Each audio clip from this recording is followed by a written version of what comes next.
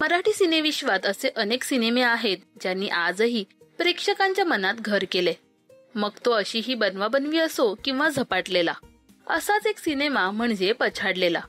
2004 मध्ये प्रदर्शित झालेल्या या सिनेमाने प्रेक्षकांच्या मनात आजही स्वतःचं एक वेगळं स्थान निर्माण केलंय. पण या चित्रपटातील इनामदारांचा वाडा तर तुम्हाला आठवतच असेल ना? मात्र हा वाडा नेमका कुठे आहे? अनेक प्रेक्षकांना या वाड्याविषयी जाणून घेण्याची उत्सुकता आहे. नुकताच या वाड्याचा एक व्हिडिओ सोशल मीडियावर तुफान व्हायरल होतोय. पछाडलेला सिनेमातील इनामदारांचा वाडा हा कोल्हापुरातील गगनबावडा या ठिकाणी आहे.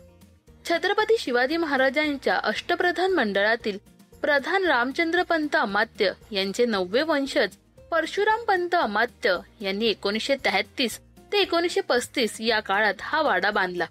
वाड्याच्या प्रवेशद्वाराजवळ 2 तोफा असून या वाड्याच्या पहिल्याच खोलीत प्रवेश केल्यावर सर्व इतिहास लिहिण्यात आलेला आहे. या ठिकाणी संपूर्ण संग्रहालय तयार करण्यात आले.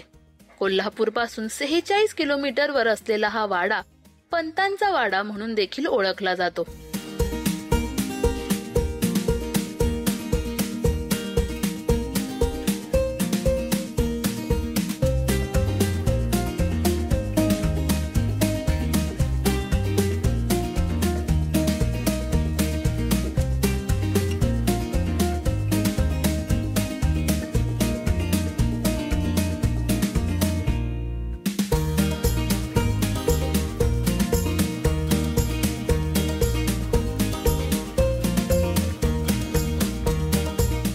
पछाडलेला या सिनेमामुळे हा वाडा सर्वत्र चर्चेत आला.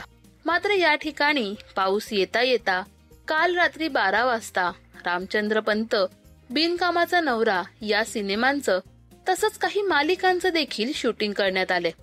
आज या वाड्याला तब्बल 89 वर्ष होऊनही ही वास्तू जशाच तशी आहे. चित्रपटाची संपूर्ण कथा ही या इनामदार वाड्याभोवतीच फिरताना आपल्याला पाहायला मिळते.